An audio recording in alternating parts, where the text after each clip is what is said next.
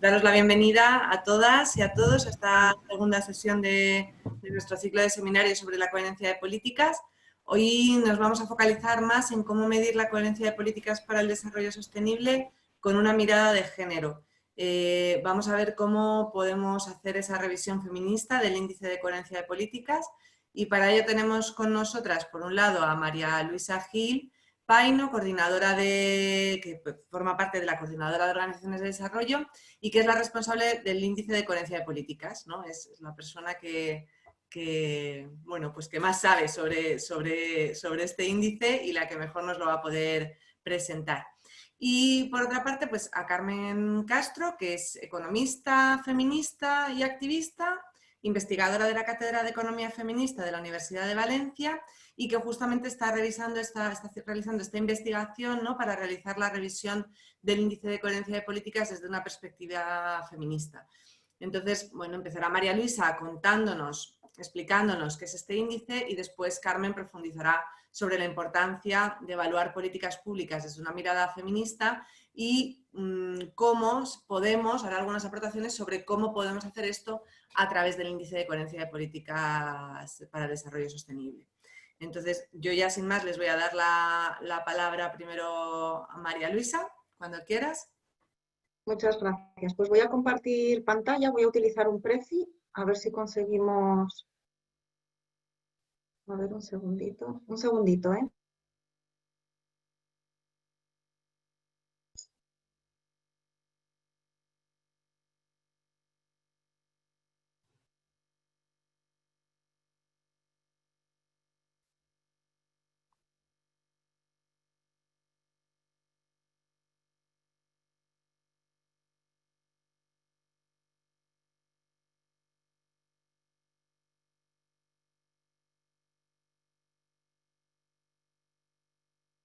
Vale, creo que me podéis ver la pantalla ahora.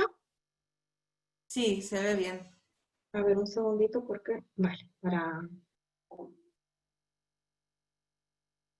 Vale, pues entonces, buenas tardes, como comentaba Irene, yo voy a hablar del índice de coherencia de políticas para el desarrollo que nos va a servir, bueno, por una parte para conocer la herramienta, que yo creo que tiene cierto interés, pero también un poco para ver cómo se mide la coherencia de políticas para el desarrollo y también nos va a servir para ver cómo se pueden medir la coherencia de políticas para el desarrollo desde una perspectiva feminista con las aportaciones que nos haga después Carmen. Mi idea es contaros un poco por qué nos lanzamos a construir este índice que mide, cuáles son algunos de los resultados de la última edición que publicamos a finales del año pasado y después ya pues Carmen podrá hablarnos en concreto de cómo incorporar en todo esto una perspectiva feminista. A ver, porque esto, un segundito, lo que tengo aquí. Vale, creo que así mejor que no veis los marcos. Vale, pues el por qué nos lanzamos, ¿no?, a construir el índice. Bueno, el índice nace pues, en el mundo de las organizaciones que trabajamos por el desarrollo, ¿no? Todos sabemos la complejidad de los desafíos que tenemos por delante, muchos de ellos que como consecuencia de la pandemia pues son aún hoy más evidentes que cuando nos lanzamos incluso a construir el índice y que tienen con la crisis ecológica, ahora con la crisis sanitaria, con problemas de empleo, de transformación del modelo productivo, con todo el problema de los cuidados, etcétera, ¿no? Y considerábamos que para hacer frente a todos estos problemas, para realizar todas las transiciones que necesitamos, necesitamos unas políticas diferentes, ¿no? Unas políticas que incorporen una mirada, y yo creo que eso a raíz de la pandemia lo hemos visto muy bien, ¿no? Necesitamos políticas que estén interconectadas, que se salgan de esas lógicas sectoriales, que sean multidimensionales, que incorporen una perspectiva global, que incorporen también una perspectiva feminista, ¿no? Y al tiempo que tenemos estos desafíos por delante, pues nos encontrábamos con que los principales indicadores que se utilizaban pues, para evaluar a los países o para evaluar el éxito o no de determinadas políticas, pues eran en la mayoría de las veces incompletos y muchas veces incluso inadecuados, ¿no? El PIB es el indicador de referencia para medir el éxito no solo de las políticas económicas, sino en general de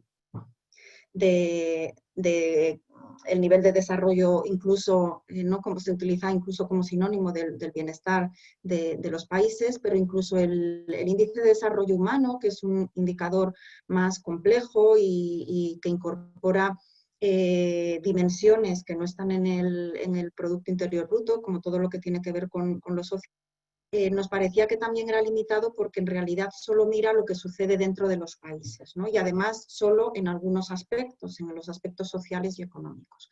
Y nos parecía pues, que hacían falta nuevos indicadores que nos permitiesen medir todas esas otros aspectos de las políticas públicas que creemos que son importantes para afrontar los desafíos que tenemos por delante, ¿no? ¿Qué es el índice? El índice, así dicho de una manera muy rápida y sencilla, es un indicador compuesto, como puede ser el PIB o el índice de desarrollo humano, que nos sirve para medir y para comparar cómo lo están haciendo los países en materia de coherencia de políticas para el desarrollo. Entonces nos ofrece, luego lo vamos a ver, un ranking de 148 países pues, que están ordenados en función pues, de cómo integran la perspectiva de desarrollo sostenible en sus políticas públicas. ¿Y qué consideramos unas políticas coherentes con el desarrollo sostenible, ¿no? Pues aquí partimos de un concepto de desarrollo amplio que incorpora no solo el enfoque de desarrollo humano y de desarrollo sostenible, sino también otros enfoques que creemos que le dan una mayor ambición, ¿no? a lo que pretendemos captar con el índice. Para el índice, para nosotros, unas políticas coherentes con el desarrollo sostenible son aquellas políticas que ponen en el centro el bienestar de las personas, que integran las 4 dimensiones desarrollo sostenible, o sea, que no ponen lo económico por encima de lo social, ni de lo ambiental, ni de lo político. Son políticas que tienen en cuenta los efectos no solo de las políticas dentro de los territorios o de los países que las aplican, sino también sobre otros territorios y sobre el propio planeta. Son políticas que incorporan un enfoque de género, que combaten y que no reproducen las desigualdades en materia de género y que están orientadas también a garantizar los derechos humanos para todas las personas, ¿no? Lo que implica incorporar temas de transparencia, rendición de cuentas, participación, etc. ¿Y cómo evaluamos a los países, ¿no? Tomando esto como referencia, si suponemos que estos son políticas coherentes, ¿cómo hacemos ese ranking de 148 países, ¿no? Pues lo que hicimos fue seleccionar en 19 políticas públicas que pretenden ser representativas de la acción de cualquier gobierno, o sea, pretenden recoger todas las áreas de gobierno de un determinado país, al margen de que luego en unos países u otros se denominen o se agrupen de diferentes formas, que son las 19 que aparecen aquí en la diapositiva, ¿no? Y que para efectos metodológicos hemos agrupado en 5 componentes, ¿no? Tendríamos la política fiscal y la financiera en el componente económico, tenemos el componente social en el que está la política de educación, social, igualdad, salud, ciencia y tecnología y empleo, el componente global en el que tenemos la política de justicia y derechos humanos, defensa, paz y seguridad, cooperación, movilidad humana y migraciones, el componente ambiental en el que tenemos la política de pesca, de desarrollo rural y agrícola, biodiversidad y energía, y el productivo en el que tenemos la política de urbanismo, industria y transporte, infraestructuras y transporte e industria. También hicimos la evaluación de la política de turismo, pero finalmente no pudimos incorporarla por no encontrar ningún indicador que nos permitiera medirla adecuadamente desde la perspectiva que os acabo de comentar.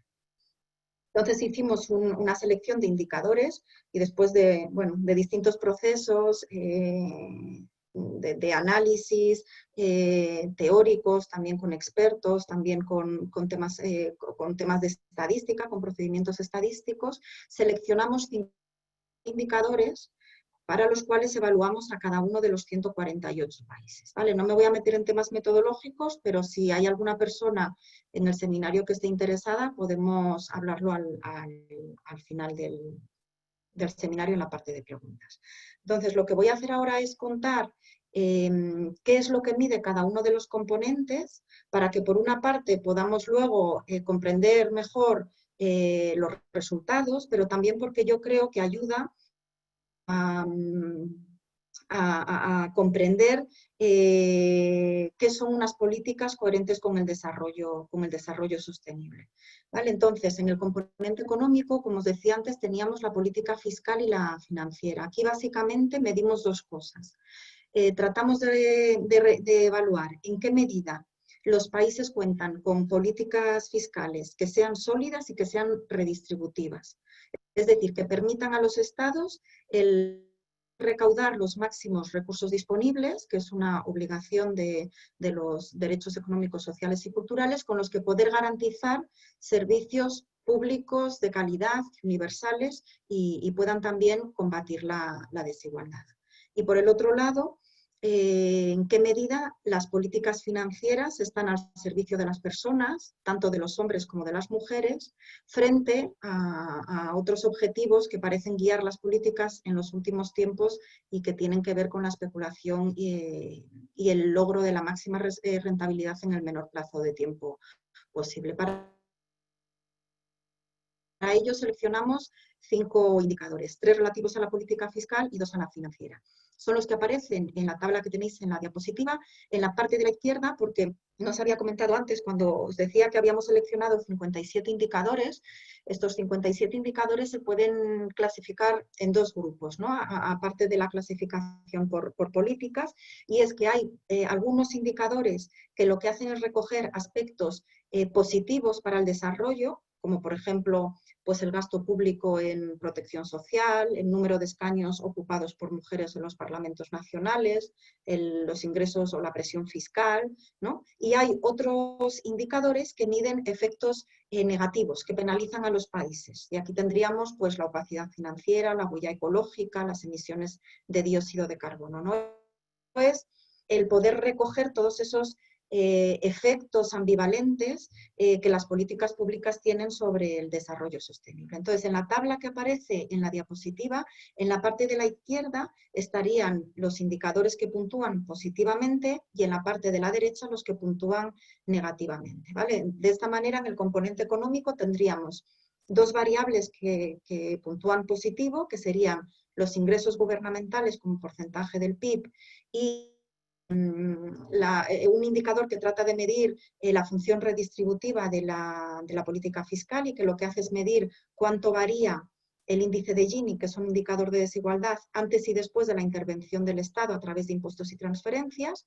Y en la parte de la derecha tendríamos las variables que puntúan en términos que penalizan a los países. Y aquí tendríamos la opacidad financiera, para entendernos paraísos fiscales entendidos de una manera muy amplia. El índice de secreto financiero, no sé si lo conocéis, pero es un índice que realiza la Tax Justice Network y que es muy interesante.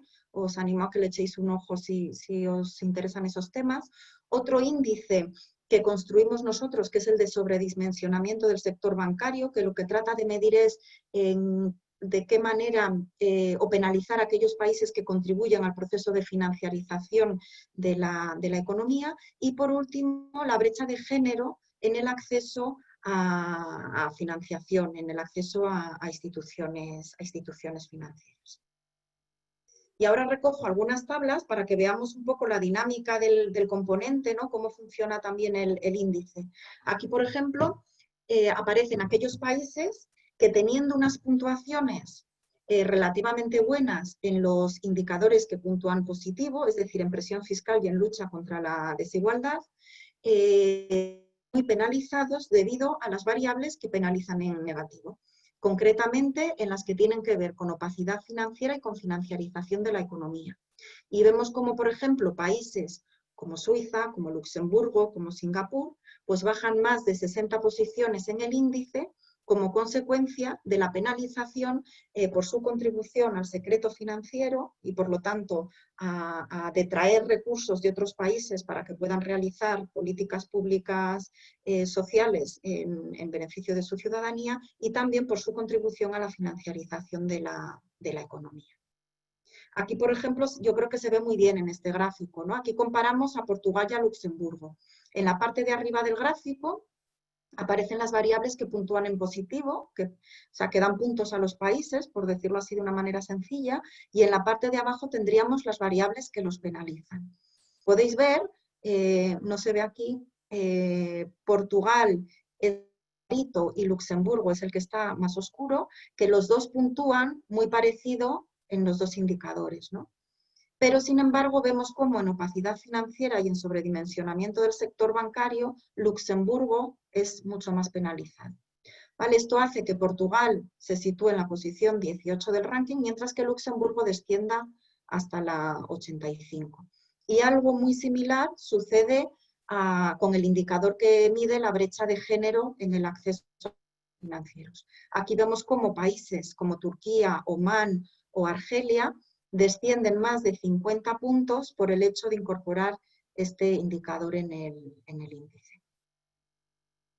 Yo voy avanzando contándoos un poco lo que mide el índice, pero si alguien tiene alguna duda, la idea es que en principio o vía audio o vía chat, Irene me ayudará en eso porque yo, como estoy compartiendo pantalla, no puedo ver el chat. Interrumpir si tenéis alguna duda concreta sobre alguno de los indicadores o sobre alguno de los componentes.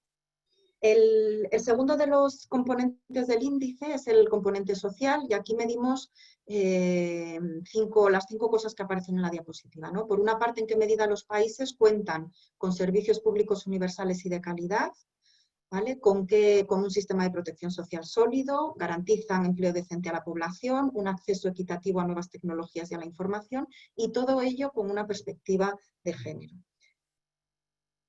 Aquí tenemos el componente que evalúa más políticas y también el componente que incorpora más indicadores, ¿no? Y en este batiburrillo aquí también aparece como en el componente anterior, ¿no? A la izquierda de la tabla, aquellas variables que puntúan en positivo, y en la parte de la derecha las que puntúan en negativo.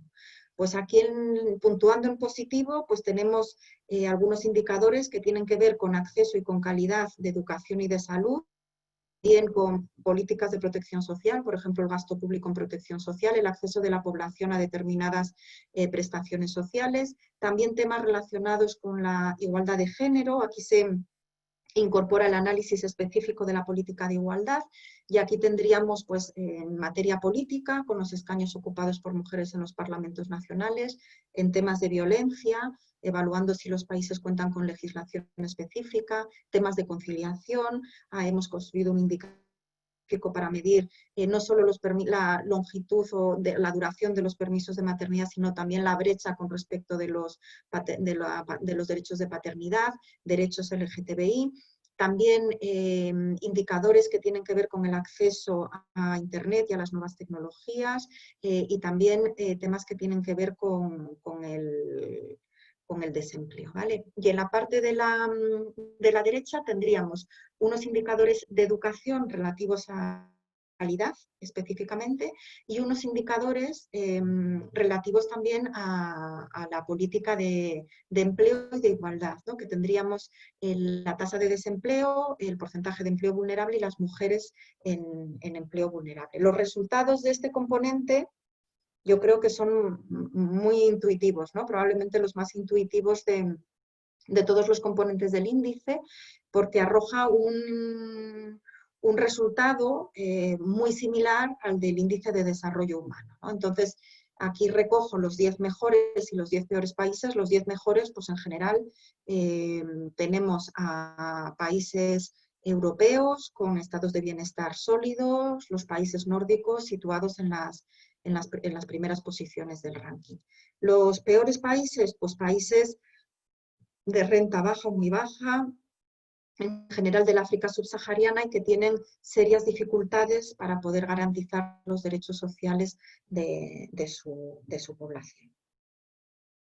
Componente global. Aquí medíamos, no sé si os acordáis antes cuando hablábamos de las políticas, fundamentalmente el compromiso de los países con la gobernanza democrática global y con los derechos humanos, y evaluamos 4 cosas, ¿no? Por una parte, el compromiso con tratados e instrumentos de derechos humanos y justicia internacional, aportaciones a programas de Naciones Unidas como variable proxy para medir compromiso de los países con una gobernanza global y el grado de militarización de la sociedad, todo ello incorporando también o tratando de incorporar, en eso nos va a ayudar Carmen, porque antes no lo hemos comentado, pero el que Carmen esté realizando una especie de auditoría de género del índice es precisamente porque nosotros y nosotras mismas detectamos que era una de las principales debilidades del índice, ¿no? Que luego entra Carmen en ello, pero es verdad que aunque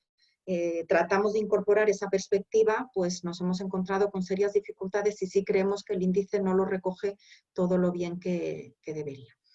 Sigo con el componente global y lo mismo que comentaba antes, en la parte de la izquierda, variables positivas, en la de la derecha, variables que penalizan. Entre las variables que puntúan positivamente, pues firma de tratados internacionales en diferentes cuestiones, que ver con tema de armas, tienen que ver con temas de derechos humanos, jurisdicción universal, pena de muerte, temas de movilidad humana también. Luego tendríamos contribuciones de los países a ONU Mujeres y al PNUD, y luego también tendríamos algunos indicadores que miden también temas que tienen que ver con la igualdad, como la legislación del aborto, y en temas de los derechos LGTBI, la legalidad de la homosexualidad y del matrimonio igualitario.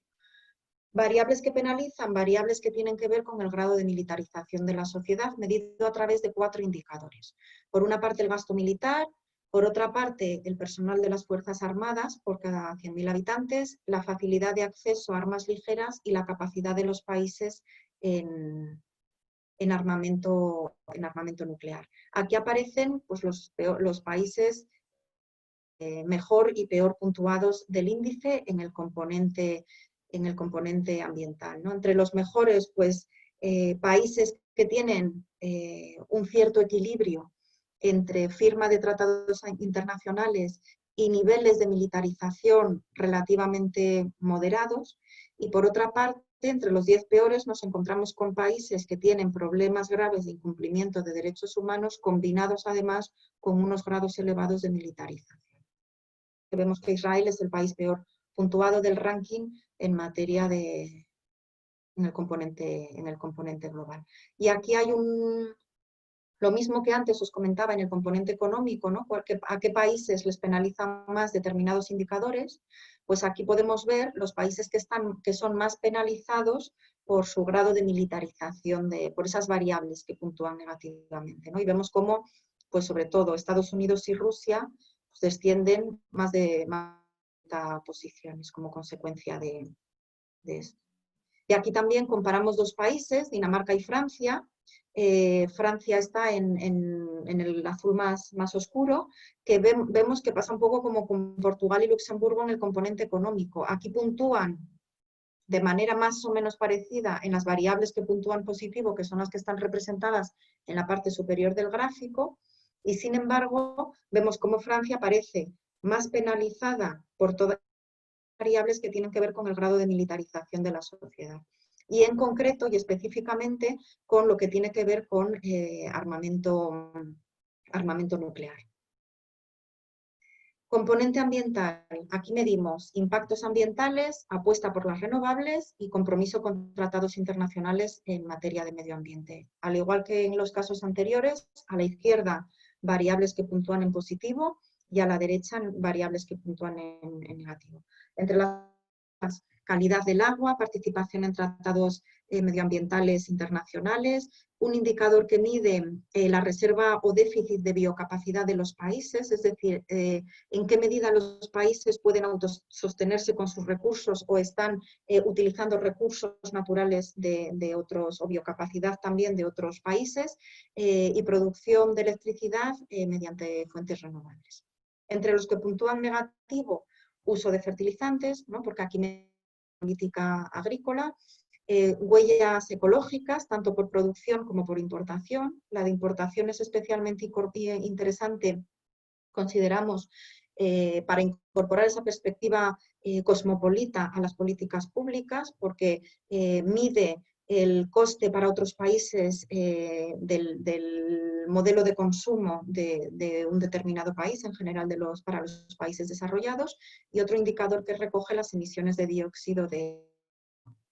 Y este es probablemente el componente que arroja resultados más disruptivos, ¿no? Es una especie de índice social dado la vuelta casi, ¿no? Tendríamos no exactamente, pero es verdad que aquí son los países de renta media o de renta baja los que ocupan las primeras posiciones, y en las últimas posiciones están países de renta alta, ¿no? Es también, como vamos a ver en las conclusiones del índice, el componente en el que todos los países, con independencia de su nivel de renta y de su nivel de desarrollo humano, puntúan peor. Y el componente productivo, ¿no? Finalmente, que es un componente que lo que mide es en qué medida los países consiguen lograr un cierto equilibrio entre dotación de infraestructuras y unos servicios productivos sólidos y cierto equilibrio social y medioambiental. Aquí, entre las variables positivas, acceso a infraestructuras y servicios básicos, saneamiento, agua, electricidad e internet, derechos laborales con la ratificación del convenio de la OIT sobre sindicación y negociación colectiva, y en la parte de las variables que puntúan negativamente, pues dos variables que miden impactos ambientales. Una que tiene que ver con la contaminación atmosférica y otra con la extracción de agua dulce para uso industrial. Y aquí, pues bueno, el ranking es un poco menos intuitivo quizás. Lo que sí se puede, ¿no? La conclusión que sí se puede extraer, que yo creo también que es bastante obvia, es pues que los peores países son aquellos que tienen dificultades para poder garantizar que la población tiene acceso a infraestructuras o a servicios básicos, y también problemas en determinados sectores productivos, ¿no? Y entre los mejores países, pues países que tienen un mayor equilibrio, por ejemplo Uruguay aparece es el único país latinoamericano que aparece en las 10 primeras posiciones. ¿Vale? Aquí comparamos algunos de los países que peor puntúan, ¿no? Para ver también, porque dentro de los propios componentes luego hay que interpretar los matices, ¿no? Aquí, por ejemplo, tendríamos un gráfico en el que comparamos a India y a China con la República Democrática del Congo, que ocupan posiciones no muy alejadas, ¿no? Sin embargo, que reflejan situaciones diferentes. Por ejemplo, India y China sí puntúan mejor en acceso a infraestructuras y en algunas variables que tienen que ver con sectores productivos, y sin embargo son más penalizadas por el impacto medioambiental y social que eso tiene. Y sin embargo, en la República Democrática del Congo sucede lo contrario. Hay problemas de dotación de infraestructuras y el impacto sobre el resto sobre el planeta es menor. Con todo esto, pues el índice final lo calculamos como una media aritmética de estos 5 componentes, ¿no? Aquí aparecen los países, los 10 primeros países, y en esta página web, tengo aquí un problemilla, porque veo, se me sale la bandeja del Zoom. Bueno, tenemos esta página web en la que podéis enredar todo lo que queráis, donde tenemos en abierto toda la información del índice. Está el ranking en completo con la puntuación, o sea, el ranking agregado con la puntuación en cada uno de los componentes. Luego están los rankings para cada uno de los componentes del índice. También, si se pincha en cada país, podéis ver que aparece la puntuación en datos normalizados entre 0 y 1 para que se puedan comparar de todas las variables de los 57 indicadores.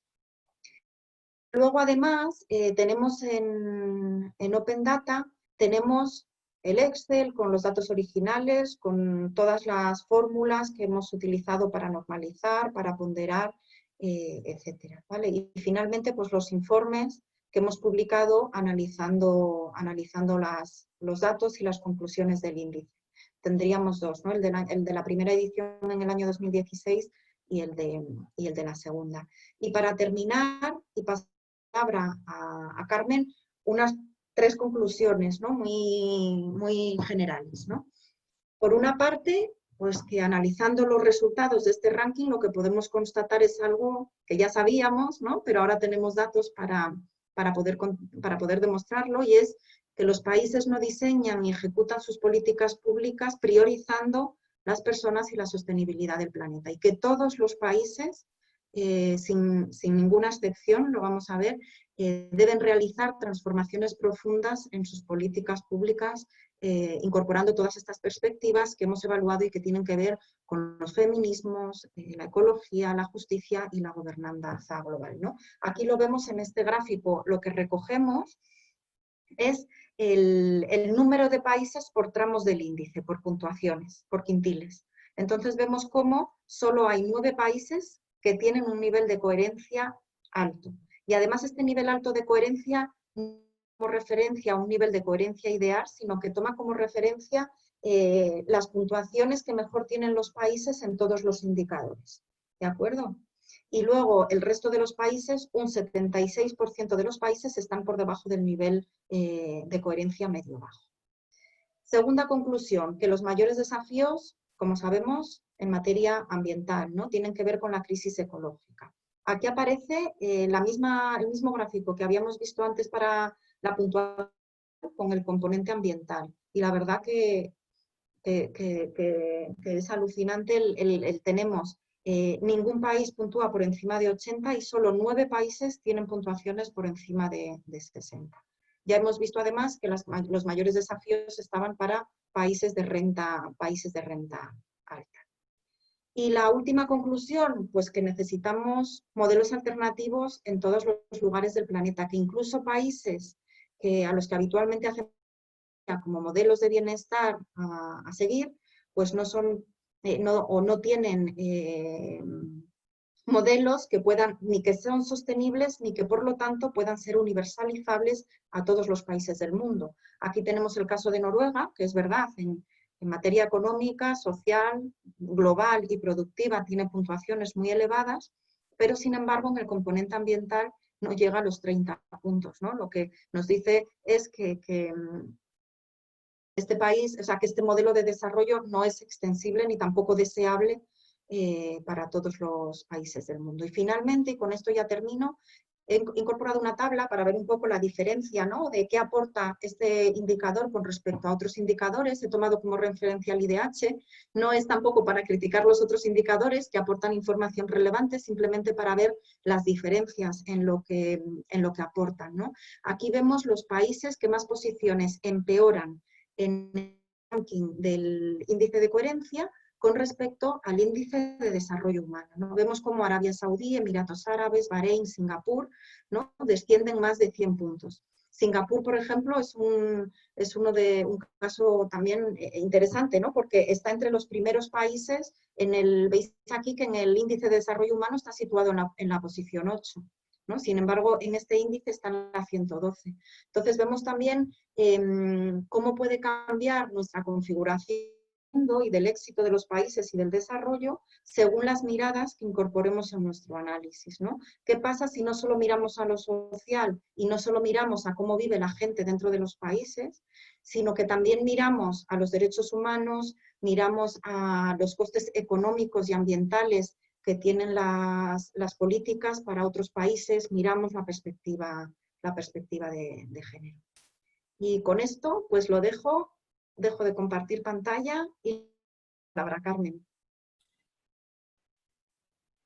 Muchas gracias, Luisi. Y Carmen, pues cuando quieras, si os parece, estáis poniendo preguntas en el chat, como contestaba también mi compañera Cristina, las vamos a contestar todas al final y así también se puede dar cierto diálogo entre Luis y Carmen, que yo creo que va a ser mucho más enriquecedor, ¿vale?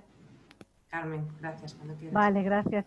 Gracias, Irene. Eso era lo que te iba a preguntar, ¿no? Si esperábamos a ver si bueno, pues a dar a que María Luisa pudiera responder las preguntas que fueran surgiendo, o si lo hacíamos de corrido y luego interactuábamos. Bueno, muchas gracias. Un placer estar aquí compartiendo con vosotras en este seminario. Gracias, Luisa. Brillantísima exposición. La verdad es que creo que hay un curre impresionante detrás de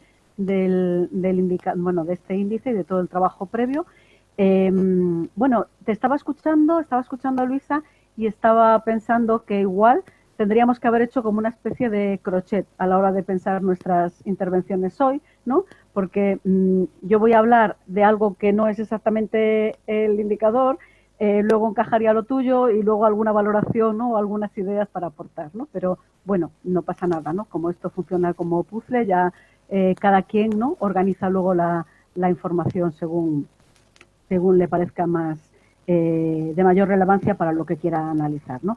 Bueno, pues lo dicho, realmente yo no voy a hacer una intervención específica sobre el índice. Es verdad que hemos iniciado un trabajo de analizar cómo está construido, qué es lo que está midiendo, ¿no? Qué es lo que representa y qué áreas mejorables o qué aspectos podrían ser mejorables para tener una mayor permeabilidad y transparencia desde la perspectiva de género y sobre todo para que la incorporación de esa perspectiva feminista, del enfoque feminista, ¿no? Que es una de las dimensiones que el indicador plantea, ¿no? Integrar, pues que efectivamente cumpla unos criterios que nos permitan medir, ¿no? Aún de mejor manera, ¿no? Voy a empezar haciendo una contextualización, ¿no? Me gustaría compartir algunas ideas sobre por qué es importante lo de la medición, aproximarnos a mediciones de igualdad, de enfoque de género y en clave feminista, cuáles son las dificultades y qué es la diferencia, qué indicadores a nivel internacional nos pueden servir de marco en este momento, qué es lo que representa la agenda feminista en particular y qué tipo de no quiero decir lecciones, ¿no? Pero qué tipo de experiencias, iniciativas, ¿no? Indicadores o muestras, ¿no? Podemos tomar desde ahí y a partir de ahí ya sí pues realizaré una pequeña valoración, ¿no? Al respecto del indicador. Conste que quiero empezar diciendo que a mí me parece que el trabajo que estáis haciendo en torno al indicador de coherencia de políticas de desarrollo sostenible, con este nuevo enfoque, con esta mejora incorporada en la del 16, o sea, ya la primera versión me parecía un trabajo muy interesante, con mucha potencialidad, y en este segundo, que habéis profundizado en muchos aspectos y cambiado algunos criterios, pues también. Lo cual no quiere decir que como esto de la perfección total y absoluta no existe, pues que cada vez que, a medida que vamos cruzando perspectivas miradas, ¿no? y tenemos más datos, ¿no? y más estadísticas accesibles, pues es posible que vayamos reforzando y mejorando algunos aspectos, ¿no? Pues que igual se habían planteado pero no se podían medir porque todavía no teníamos datos para todo el mundo, porque es una tarea como muy compleja, ¿no? O sea, son muchos países, son muchas variables, son muchos componentes y son bastantes dimensiones, ¿no? Las de cruzar ahí. Bueno, dicho esto, porque estoy que como voy a hacer la contextualización, no quiero que suene raro de que, entonces está diciendo esto porque quiere decir que el indicador no lo contempla. No, es que, ya digo, ¿no? Probablemente este pequeñito párrafo igual lo tendría que haber dicho yo antes, ¿no? Pero da igual. A ver, yo creo que tenemos dos marcos a nivel internacional que son interesantes porque nos marcan un marco y una situación más con mayor potencialidad, ¿no? A la hora de mejorar los instrumentos de medición para buscar esa mayor, cómo medir esa coherencia y a dónde podemos mirar, ¿no? Uno de ellos es te has referido al Índice de Desarrollo Humano de Naciones Unidas. Yo partiría, es verdad que el Índice de Desarrollo Humano de Naciones Unidas es el que utilizamos siempre como referencia, pero para la parte específica que me habéis pedido que os haga, yo creo que el más relevante es precisamente el índice de desigualdad de género que realiza Naciones Unidas para ajustar el índice de desarrollo humano. Es decir, cuando utilizamos como referencia el índice de desarrollo humano de Naciones Unidas, no estamos incorporando la medición que se hace con las variables y con los indicadores específicos de segregación por género, ¿no? O de impacto de género de algunas realidades, ¿no? Con todo ello. En cambio, cuando utilizamos el indicador de desigualdad de género, sí, específicamente estamos midiendo eso. Entonces, yo creo que a partir de los datos que ofrece, por ejemplo, este indicador en el último informe, en el de 2019, nos va ampliando ya la posibilidad de variables estadísticas que ya están medidas y identificadas para, para gran parte de países, ¿no? Que ese es uno de los problemas de complejización, ¿no? Aparte de todas las transversalidades que tenemos ahí.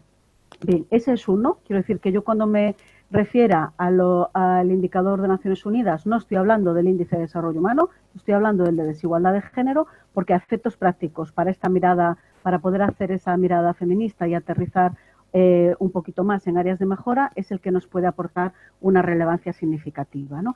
Y el otro marco yo creo que es la Agenda 2030, ¿no?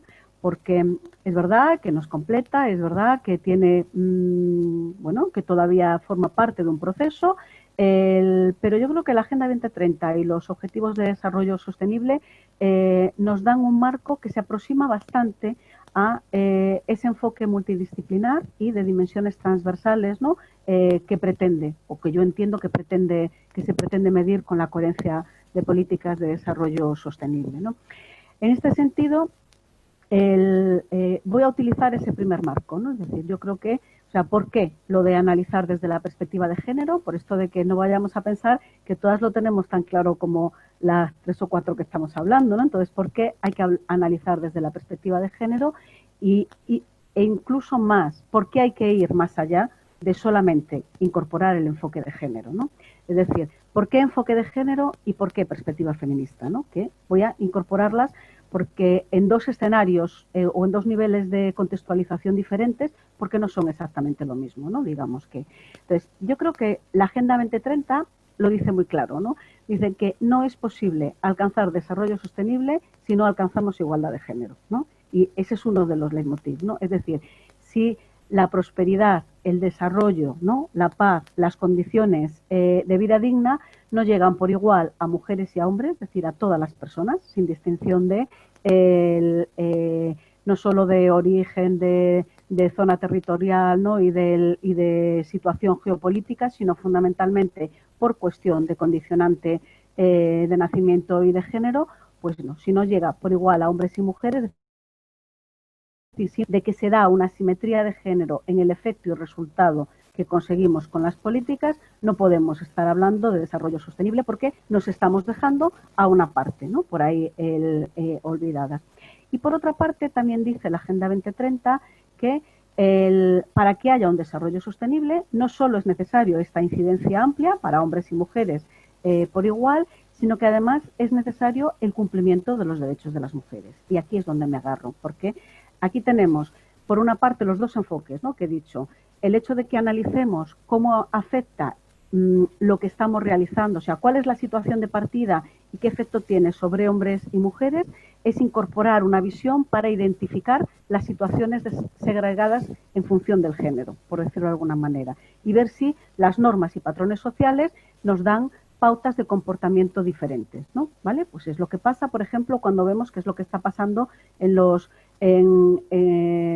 la distribución de los ingresos, ¿no? En los diferentes países, ¿no? Pues vemos que hay ingresos, ¿no? Fundamentalmente son la parte de la población masculina quienes tienen ingresos contabilizados y la parte de la población, o mayores ingresos contabilizados y la parte de la población femenina menos. Bueno, ¿por qué es importante, digo, lo de los derechos de las mujeres? Bueno, es importante porque pone el foco de atención en una de las claves fundamentales, ¿no? Desde el planteamiento feminista. Entonces, a partir de aquí, diseñamos dos sendas, ¿no? O sendas que no tienen por qué ir en sentido diferente, sino que pueden ir acompañándose mutuamente. De hecho, podemos aplicar enfoque de género con perspectiva feminista. Es decir, podemos hacer emerger la visibilidad diferenciada y cómo los condicionantes culturales y de socialización diferenciadas colocan a mujeres y hombres en condiciones de vida diferentes y en posiciones sociales de desigualdad, y estamos aplicando la perspectiva de género, y al mismo tiempo podemos poner el foco de atención en aquellos aspectos, aquellos ítems que nos definen tendencias con potencial transformador de la situación de los desequilibrios estructurales. Y entonces estaremos hablando de perspectiva feminista, cuando hablamos de cómo remover los obstáculos, es decir, no solo reducir las brechas de género, sino además cómo modificar las causas que generan toda la desigualdad, ¿no? Y que necesariamente no son los síntomas que estamos midiendo, sino probablemente factores causales, ¿no? Que son los que dan estos síntomas. Bueno, A partir de aquí yo digo, claro, y además no solamente nos dice esto la Agenda 2030, ¿no? También nos dice que es que, bueno, claro, pero es que si no hay sostenibilidad medioambiental, es decir, si no conseguimos la sostenibilidad de la vida planetaria, ni hay vida humana, ni hay derechos de las mujeres, ni hay nada, ¿no? Esa confluencia en esa simple definición de la Agenda 2030, por eso me gusta utilizarla como marco, ¿no? Yo creo que da un marco, un marco de actuación política muy concreta, ¿no? Con dos mandatos claros, bueno, con tres mandatos claros, ¿no? En donde la sostenibilidad se mide en concepto de sostenibilidad ecológica y la sostenibilidad humana, económica y social se tiene que medir en función de hasta qué punto la igualdad de género y los derechos de las mujeres se están pudiendo adelantar, ¿no? Y yo creo que eso es una información relevante porque ya nos dice, ya nos da alguna pista, ¿no? Sobre ello, ¿vale? Yo creo que esto es un paso, una clave interesante, pero que se plantee como marco no quiere decir que ya esté todo conseguido. De hecho, una de las grandes dificultades que tenemos, así, sin entrar en este indicador, una de las grandes dificultades que tenemos es que, bueno, para avanzar de una manera sustantiva, ¿no? En resolver los grandes desequilibrios que afectan a los problemas de convivencia y al desarrollo humano, ¿no? Y al objetivo de la igualdad, necesitamos también un planteamiento de coherencia. Entonces, hay como una relación causa-efecto, ¿no? O sea, la existencia de coherencia, ¿no? De un planteamiento de coherencia es una causa necesaria para que el resultado final sea una coherencia con el planteamiento inicial. Y esto parece así como que entramos en bucle, o como que yo estoy entrando en bucle, podría pensar alguien, pero no. Quiere decir que cuáles son los marcos de actuación, desde dónde rediseñas, ¿no? La línea de política de actuación. Y para definir los marcos de actuación, en qué medida la interiorización de determinado compromiso político, en este caso con los derechos de las mujeres, está realmente asumida, ¿no? Y eso se nota no solo en los datos estadísticos, sino además en qué tipo de políticas y en qué tipo de orientaciones, ¿no? Se están haciendo.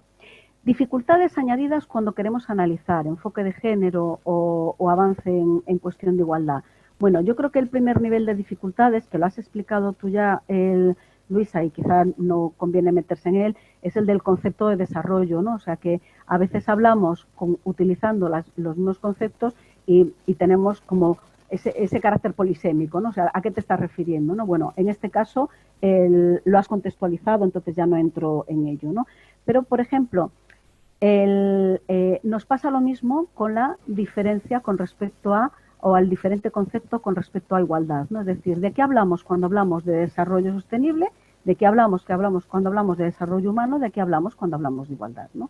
Entonces, una de las cuestiones que nos encontramos, esto es como de qué estamos hablando cuando hablamos de bienestar. Una de las grandes dificultades es precisamente hacia dónde medimos la potencialidad transformadora y qué es lo que va a definir las políticas de igualdad o el efecto con respecto a la igualdad. Y aquí nos encontramos distintos enfoques. Entonces, en la medida en que un enfoque u otro esté más arraigado o más extendido, pues tendremos resultados zigzagueantes o resultados más eficientes en cuanto a el avance en sí. ¿A qué me refiero? Por ejemplo, bueno, yo creo que son dos conceptos que, como dice la profesora Julia Espinosa, son elásticos, ¿no? Porque admiten como mucha flexibilidad y lo que nos estamos encontrando es que todavía coexisten planteamientos que están basados en lo que se llamaba el enfoque de mujeres, es decir, incorporar a mujeres o sea, lo que sería la extensión de la contribución y los derechos asignados tradicionalmente, originariamente a los varones, pues la extensión a las mujeres para incorporarlas como sujetos políticos y económicos de esos derechos, lo que vendría siendo la vertiente de la igualdad o el enfoque de género, perdón, el enfoque de mujeres en el desarrollo, es decir, incorporar a las mujeres en los ámbitos, escenarios, espacios y acceso a los recursos en donde tradicionalmente no han estado, ¿no? Es la vertiente de igualdad, ¿no? Vale. Pero tenemos otro enfoque también, que es el de reivindicar o plantear que hay algunas habilidades, necesidades prácticas e incluso intereses que específicamente afectan a las mujeres precisamente por sus condicionantes biológicos y sus propios contextos y que por lo tanto necesitan como otra canalización de estatus de ciudadanía, ¿no? No sé si esto se entiende bien lo que quiero decir, pero bueno, si no luego lo podemos comentar. Y entonces, esta es la vía de igualdad desde la diferenciación sexual, por decirlo de alguna manera, ¿no? Sin llegar a hacer un planteamiento esencialista, pero va en la línea de reafirmarse en la diferenciación de la identidad, ¿no? De género femenina. Vale, ¿qué es lo que ocurre? Lo que ocurre es que no es que hayamos pasado fases, ¿no? Y durante un tiempo hemos utilizado un enfoque y en otro tiempo utilizamos otro enfoque. Es que los dos enfoques están coexistiendo en las diferentes partes del mundo. A veces incluso en un país o en un mismo ámbito de política sectorial. ¿Y qué es lo que ocurre? Pues esto provoca lo que llamamos dilema de Wollstonecraft, ¿no? Que es este concepto que acuñó en su momento Carol Pateman y que se refería a la existencia de tendencias contradictorias en el desarrollo de las políticas de igualdad o del enfoque político de la igualdad, precisamente por esa doble vertiente, porque la igualdad entendida como vertiente de igualdad de derechos, de igualdad formal para la igualdad sustantiva, o sea, igualdad formal de derechos, de oportunidades, de recursos, o la igualdad entendida como refuerzo de diferenciación biológica y de diferenciación sexual, y desde ahí establecer otro mapa y otra cartera de recursos y derechos propios. Vale, esto es lo que nos puede explicar que en algunos casos hay políticas que aparentemente inciden sobre las mujeres, pero si el objetivo es el de la igualdad, ¿vale? Y el de la transformación social, resulta que no contribuyen de manera, no van a contribuir de manera favorable con ese objetivo, ¿vale? Es una de las grandes paradojas, pero tiene que ver con esto, con que este dilema de Wollstonecraft está vigente y nos lo encontramos. Nos lo encontramos en todos los países del mundo. No hay un solo país en el mundo que pueda decir que ya no existen estas tendencias contradictorias, ¿no? Porque se siguen dando todavía, ¿no? En algunos ámbitos de políticas sectoriales son más específicas, sobre todo en aquellas políticas que tienen que ver con más directamente con el rol tradicionalmente asignado a las mujeres y con la cuestión de la reproducción social, ¿no? Que es el mandato de género específico. Ahí es donde se ven cómo contrarrestan, ¿no? Y cómo chocan estos dobles enfoques, ¿vale? Es decir, hay un planteamiento de cuantos más derechos y beneficios para las mujeres en el ámbito de las necesidades por reproducción social, mejora su bienestar, y hay otro planteamiento que tiene que ver con hay que mejorar el bienestar, pero no a costa de la corresponsabilidad, ¿no? No sé si la cosa va por ahí. Bueno, es una forma de simplificar, ¿no? Lo digo porque necesitamos tener esto, o sea, yo creo que necesitamos ser conscientes de que esto ocurre porque vamos a encontrarnos midiendo políticas siendo conscientes de que pueden estar teniendo un efecto a largo plazo no beneficioso, pero a corto plazo necesario, ¿no? Es decir, hay necesidades prácticas que nos interpelan a atender, ¿no? Desde la especificidad, pero pensando en horizontes transformadores, eso de alguna manera hemos de contrarrestarlo, ¿no? ¿Vale? Es decir, si el planteamiento de equidad tiene que ver con la estrategia de corresponsabilidad, obviamente, entonces a medio y largo plazo necesitaremos incorporar indicadores de medición que nos permitan ir valorando cómo esa tendencia se está haciendo efectiva de una manera sustantiva, ¿vale? Bueno, eso es lo que quería decir. Vale, volvamos brevemente a la Agenda 2030 y digo, bueno, pues entonces, después de esta breve explicación de estas tendencias contradictorias que todavía siguen existiendo y tal, yo digo, entonces, porque yo partía diciendo de que para mí la Agenda 2030 es un marco que nos va a posibilitar trabajar, ¿no? Y además nos va a facilitar algunos indicadores estadísticos que si no sería muy difícil conseguir, ¿no?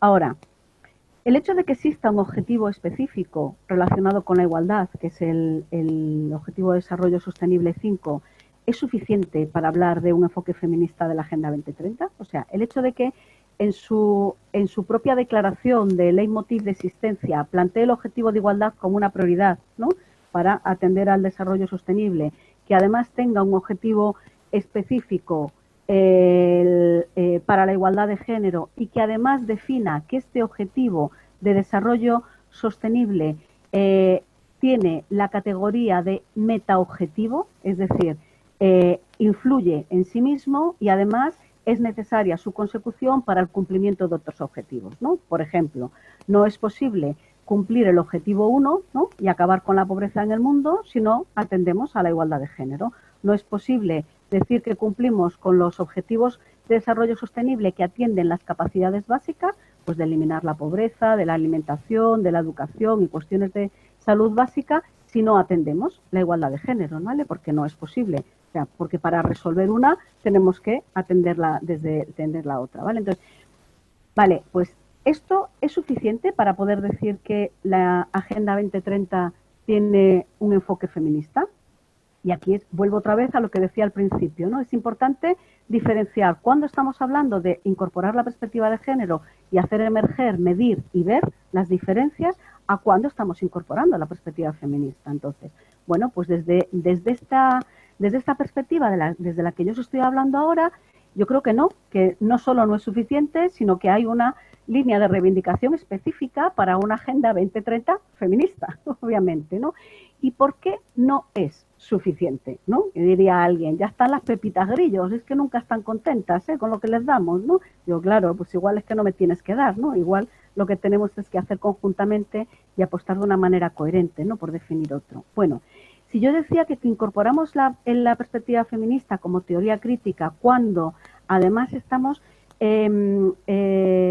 actuando sobre las causas que provocan ese malestar, ¿no?, que afecta fundamentalmente a las mujeres y que incide de manera negativa en sus posibilidades, derechos y oportunidades, pues entonces me falta algo por, me faltan muchos algo, ¿no? Pero por ponerle un poquito de nombre, ¿no? Bueno, pues me falta algún algo. Algún algo puede ser la incorporación decidida, por ejemplo, de los derechos de salud sexual de las mujeres, no solamente la cuestión de la reproducción, sino de los derechos de salud sexual, es decir, convertirlas en sujetos con capacidad de decisión sobre aquello que ha conformado y que ha formado parte del pacto social implícito del sistema patriarcal, que es la apropiación de la decisión sobre el cuerpo y la sexualidad de las mujeres. Entonces, si realmente queremos incorporar una perspectiva feminista, además de centrarnos en el ámbito de las condiciones materiales, que es muy importante, necesitamos revisar también de qué forma vamos a poder medir cómo estamos contemplando, qué garantías hay, ¿no?, de que esta parte fundamental que tiene que ver con la construcción de la identidad y de sujeto pleno podemos medir, ¿no?, si realmente se está cumpliendo o no. Entonces, algunos ejemplos o algunos ejes, ¿no?, que podrían facilitar esta medición o que nos podrían dar pistas para tratar de una manera más benévola, ¿no?, al tema de la agenda. Bueno, pues un desarrollo de indicadores que nos hablen sobre la educación sexual, hasta qué punto está implementada y garantizada, la existencia o no solo de un marco legislativo, o sea, de la despenalización del aborto, para que nos aclaremos, o sea, no solo del hecho de que esté despenalizado, sino además si existen mecanismos y garantías de recurso del acceso a la práctica en condiciones seguras, libres, gratuitas, ¿no?, y cubiertas desde el entramado de la seguridad social. Si hay no solo educación sexual, sino también facilidad y acceso al tema de anticonceptivos, ¿no? Si hay indicadores de avance hacia un planteamiento laicista en los gobiernos, ¿no? Es decir, todo esto forma parte de algunas de las causas que están intrínsecas en la base de lo que luego nos encontramos, que son los síntomas que nos hablan de la desigualdad y de los desequilibrios por cuestión de género, ¿no? Por lo tanto, si queremos aplicar una mirada feminista y transformadora, necesitamos intentar verlos. Y digo intentar verlos porque ya entiendo yo que no vamos a tener estadísticas para poder medir estos ejes, pero sí podemos hacer ese pronunciamiento y esa voluntad de que hay que mirar hacia ahí, ¿no? Porque en la medida en que empecemos a hacer explícito que ese es un ámbito de análisis y de medición fundamental, bueno, pues iremos allí tal. Vale. Al hilo de esto, ¿no?, quiero decir que ¿cuál es el marco de referencia que tanto Naciones Unidas con el Índice de Desigualdad de Género como la Agenda 2030 para el planteamiento del objetivo de igualdad están utilizando? Bueno, el marco de referencia común sigue siendo la Plataforma de Acción de Pekín de 1995, es decir, la que sale consensuada por delegación.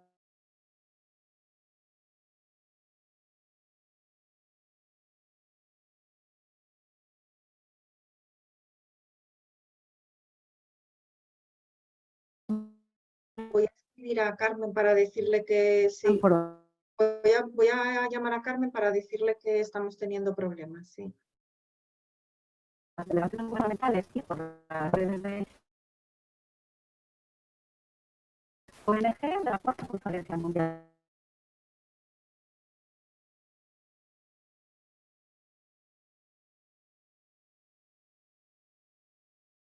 y por las redes de ONG de la Cuarta Conferencia Mundial de las Mujeres, que definía 12 grandes áreas estratégicas para avanzar en la constitución de los derechos de las mujeres.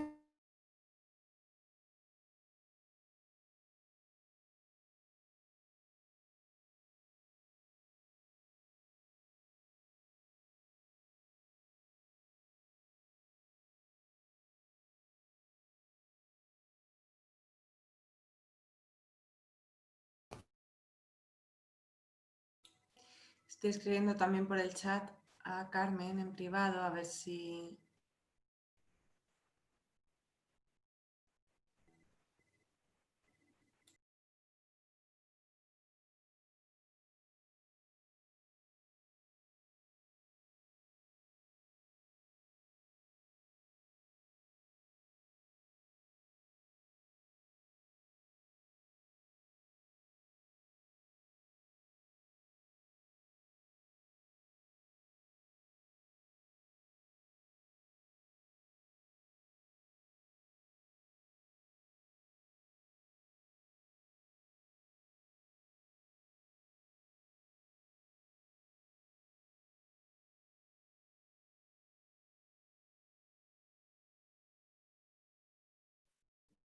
Acabo de hablar con Carmen, va a intentar, le he dicho que la hemos perdido en Beijing, así que va a intentar reconectarse y retomar desde ahí.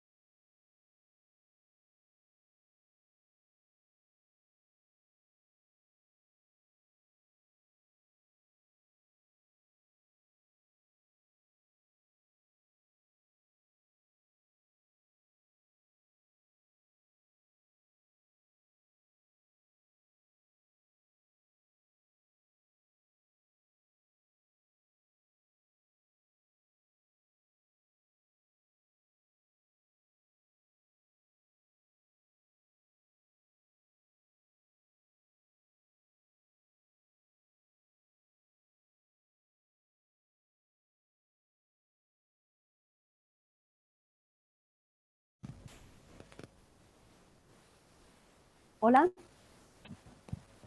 Ahora, Carmen, ahora te oímos. Sí. A ver.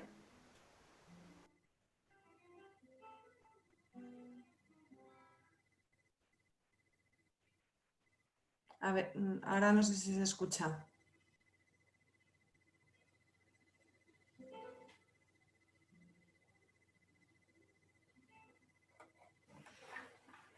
Carmen, ¿nos escuchas?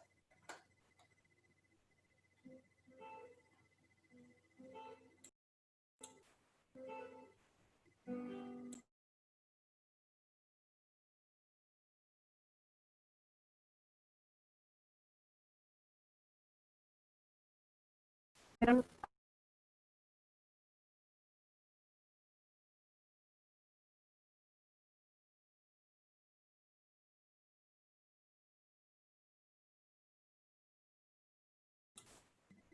Carmen, ¿tú nos escuchas? ¿Estás silenciada ahora? No sé si es que estás, como no te veo.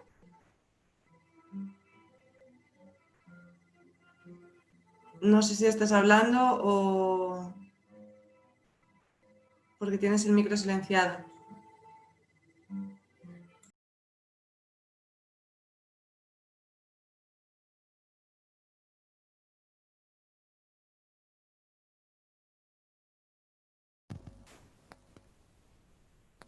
Hola.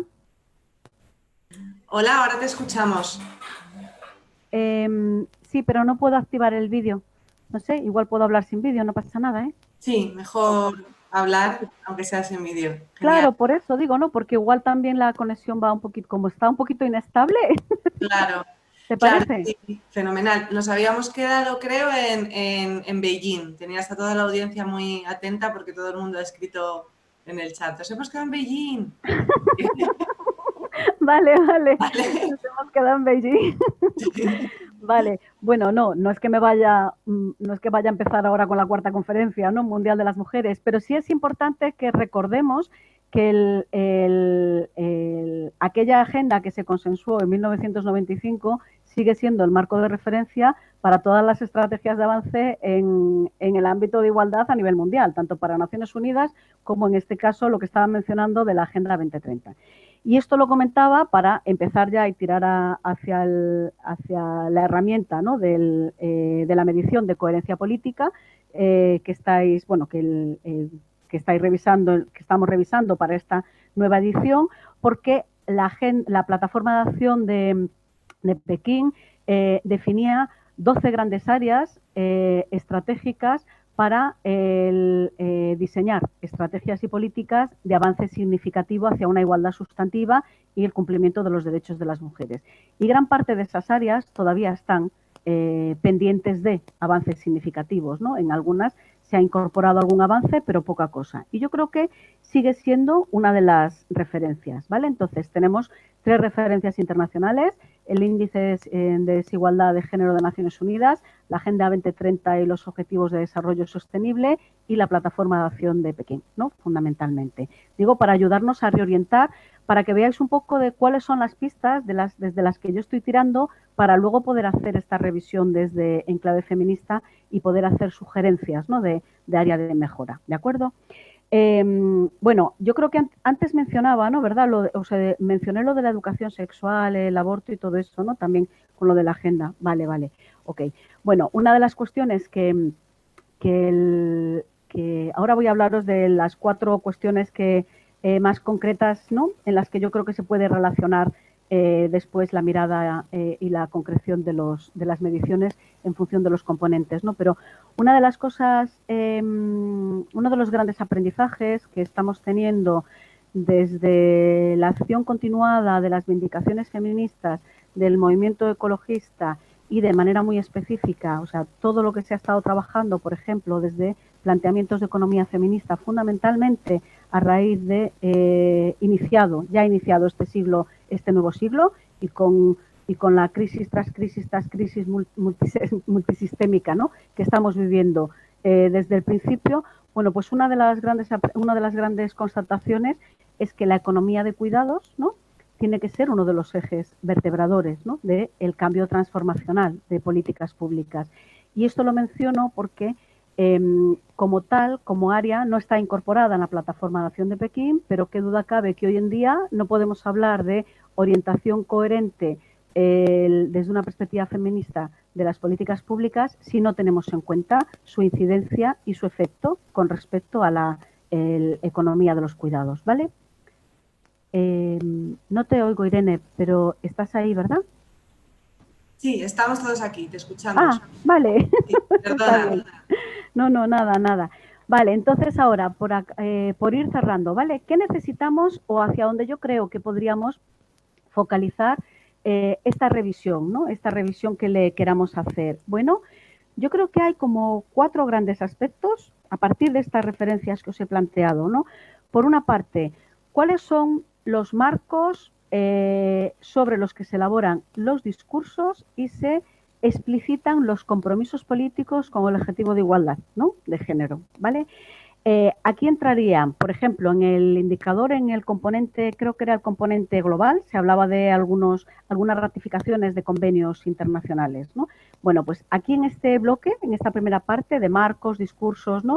Y compromiso, entrarían esos indicadores que tenemos de ratificación de compromisos institucionales. Por ejemplo, respecto a la igualdad de género, la ratificación de convenios como el de la CEDAW, la Convención para la Eliminación de todas formas de discriminación ejercidas contra la mujer, es un indicador en sí mismo, es una variable, bueno, un indicador no, es una variable para ese componente que nos habla de un compromiso al menos explícito, ¿no? A nivel de marco discursivo y marco teórico. En algunas regiones del mundo, además, se puede complementar con otros compromisos, pues por ejemplo, para la gran región de Latinoamérica y el Caribe, pues con la Convención de do Pará, o para la región europea del Convenio de Estambul, ¿no? Que vienen a reforzar, ¿no? Pero digamos que el instrumento internacional de ratificación en cuanto a derechos de las mujeres y lucha contra la discriminación es la convención es la propia CEDAW, ¿no?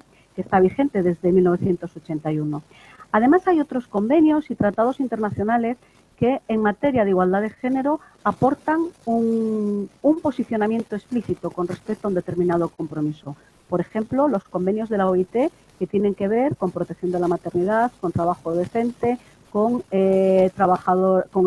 condiciones dignas para las trabajadoras del hogar, en fin, ¿no? Hay distintos, los convenios de prevención de acoso sexual en el trabajo. O sea, hay otras herramientas ya más específicas, pero que están aterrizadas a la igualdad de género.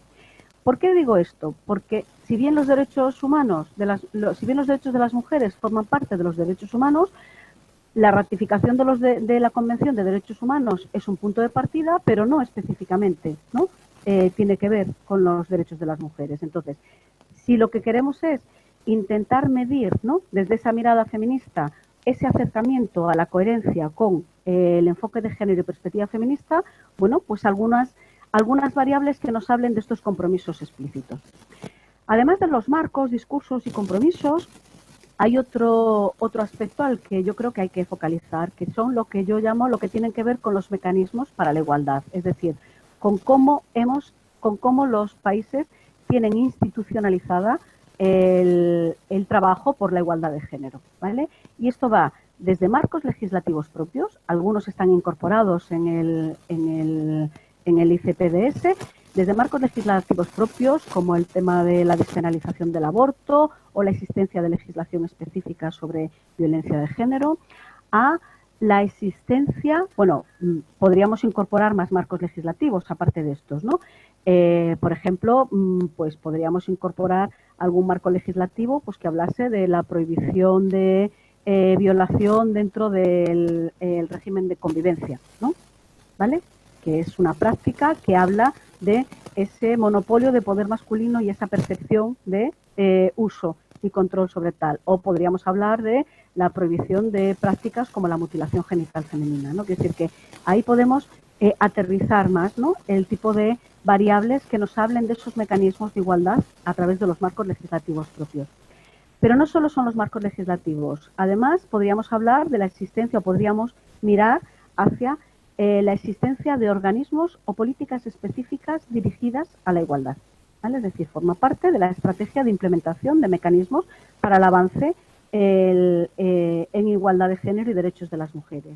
Y la existencia o no de estrategias propias de institucionalización del enfoque de género e incluso de mainstreaming, ¿no? De género o gender mainstreaming.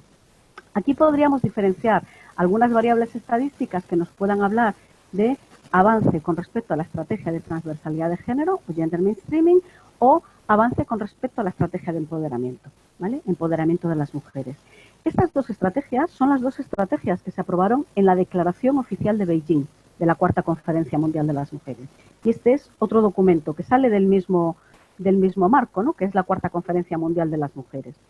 En el tema de empoderamiento de las mujeres, hay algunas variables estadísticas que pueden ser de interés en el último informe del Índice de Desigualdad de Género de Naciones Unidas, ¿no? Porque fundamentalmente el Índice de Desigualdad de Género de Naciones Unidas está centrado en esta última versión, está muy centrado en el tema de enfoque de capacidades y diferencia capacidades básicas, capacidades avanzadas, ¿no? Y en distintos ámbitos, ¿no? Pues en el ámbito de salud, en el ámbito económico, ¿no? O en el ámbito social, ¿no? Por ejemplo, en el ámbito educacional. Entonces, en este sentido, hay algunas variables estadísticas que nos pueden dar una medición ya previa sobre esas capacidades básicas en cuestiones de educación, en cuestiones de salud, ¿no? En fin, en cuestiones de ausencia de violencia, ¿no? Bueno, en algunas cuestiones que son básicas y fundamentales, y algunas otras que nos hablen de capacidades avanzadas, como por ejemplo la participación, el porcentaje de participación de mujeres en los parlamentos, o por ejemplo la participación de mujeres en los niveles superiores de formación, o la participación de mujeres en puestos directivos, ¿no? En el ámbito tal. Es decir, hay otros niveles estructurados que nos podrían dar. Pero hablar de empoderamiento en clave feminista no es solamente hablar del empoderamiento individual, como nos hace Naciones Unidas en este índice de desigualdad de género. Entonces, una sugerencia muy específica para esta revisión feminista que estamos haciendo sobre el índice de coherencia y de políticas de desarrollo sostenible sería incorporar una variable que nos hable de empoderamiento colectivo, que tiene que ver con empoderamiento colectivo de estructuración de movimiento de mujeres, asociaciones, movimiento feminista. ¿Qué tipo de variable estadística podríamos utilizar para intentar aproximarnos a algo de ello? Bueno, pues un ejemplo, una variable yo creo que podría ser la existencia de informes sombra con respecto a la CEDAW. Es decir, la propia CEDAW, que tiene su protocolo, el protocolo de la CEDAW, el protocolo adicional, nos menciona los mecanismos para implementar la propia convención, y uno de los mecanismos es la posibilidad de, desde la sociedad civil organizada, de elaborar esos informes sombras que contrasten a los informes gubernamentales. Esta práctica de informes sombras, como los informes sombras se presentan como respuesta a los informes oficiales y gubernamentales de todos los países, creo que podría ser una variable estadística, no quiero decir fácilmente, pero bueno, que se podría localizar, ¿no? que sería interesante para ver el nivel de articulación desde las diferentes regiones del mundo, ¿no? En esa cuestión. Y eso nos permitiría hablar desde una perspectiva mucho más coherente de estrategia de empoderamiento de las mujeres. Porque si nos quedamos solo en el nivel individual de capacidades básicas y capacidades avanzadas, no estamos articulando capacidad de generar transformación, ¿no? O no estamos viendo esa transformación, indicadores de esa transformación social. Y un cuarto aspecto que yo creo que es interesante analizar es toda la parte de resultados o de distribución, es decir, la foto, ¿no? Del reparto de recursos, tiempos, trabajos, ingresos, ¿no? Entendiendo trabajo como la parte remunerada y la parte no remunerada. Por ejemplo, una de las mejoras a incorporar es precisamente darle ese mayor, ampliar esas variables estadísticas que nos hablan también de la medición del tiempo del trabajo no remunerado, y que según Naciones Unidas en promedio viene siendo que las mujeres utilizan como casi 3 veces más de tiempo en el ámbito del trabajo no remunerado, ¿no? Con respecto a la otra parte de la población. Bueno, en esta parte, en la parte del análisis de resultados y de distribución y reparto de recursos, nos da unas pistas de mimbres para tejer estrategias de pacto social o de cambio en el pacto social, ¿no? Que es uno de los procesos de democratización ciudadana en los que estamos, a las que también necesitamos incorporar esa perspectiva feminista. Un criterio para poder analizar esto es que homogeneicemos qué tipo de variables elegimos y cómo las queremos medir. Es decir, si utilizamos brecha de género como elemento de información relevante, porque nos habla de la simetría, de esa distancia en cuanto a posiciones y condiciones, ese es el criterio para mostrar en todas las variables estadísticas que elijamos a la hora de definir esos resultados y distribución. Brecha de género en materia de generación de ingresos, brecha de género en usos del tiempo, brecha de género con respecto a los trabajos, a los usos del tiempo, a la existencia de prestaciones que tienen que ver con la reproducción social, ¿no? Y con la ruptura o la subversión o no de la división sexual del trabajo, en fin, en esa línea, ¿vale? Bueno, desde esta perspectiva, lo digo porque creo que ya me estoy extendiendo demasiado, Como veis, no es que haya entrado a la concreción de cada una de las variables estadísticas, porque esto es lo que haremos a partir de ahora, ¿no? En un trabajo en un feedback continuo, ¿no?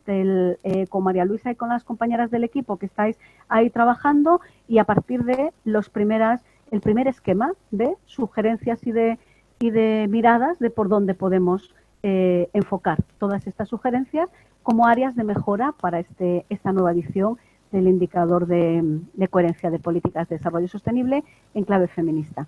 Bueno, muchas gracias y siento los problemas de conexión un montón. Muchas gracias, Carmen.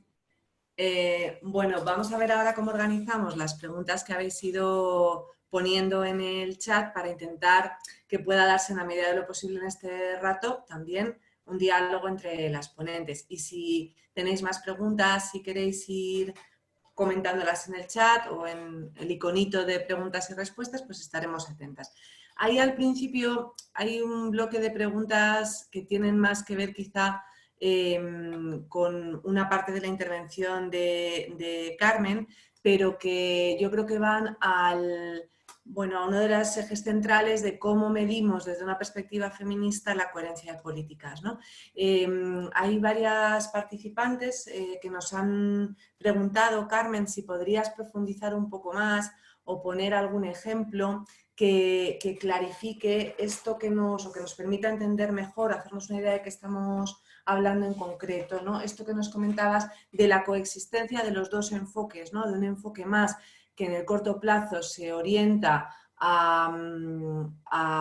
digamos, a facilitar las condiciones de vida de las mujeres derivadas de sus factores específicos, biológicos, reproductivos, etcétera, y cómo eso a la larga a lo mejor no incide tanto en la corresponsabilidad, y una serie de políticas que, sin embargo, están más orientadas hacia la equidad, hacia la corresponsabilidad, ¿no? Ahí la coexistencia de estos dos tipos de políticas y las dificultades que eso plantea a la hora de medir la coherencia. Yo no sé si igual podemos empezar por ahí para también meternos de lleno, ¿no? en el tema. Bueno, un ejemplo de este efecto distorsionador al que yo me refería son, por ejemplo, lo que llamamos las transferencias monetarias condicionadas, ¿no? Que son asignaciones monetarias directas que se pagan a los hogares, a las familias, que en la mayoría de los casos la recibe quien aparece como titular, ¿no? O jefe de familia, que no tengo el dato estadístico aquí, pero en un alto porcentaje son en las familias biparentales heteronormativas, ¿no? Pues son los hombres los que aparecen como titulares, pero que exigen una condición de un compromiso para que ese dinero se utilice con una finalidad que a veces tiene que ver pues con educación alfabetización de las criaturas, o alimentación, o mejora del sistema de salud a través del proceso de vacunación.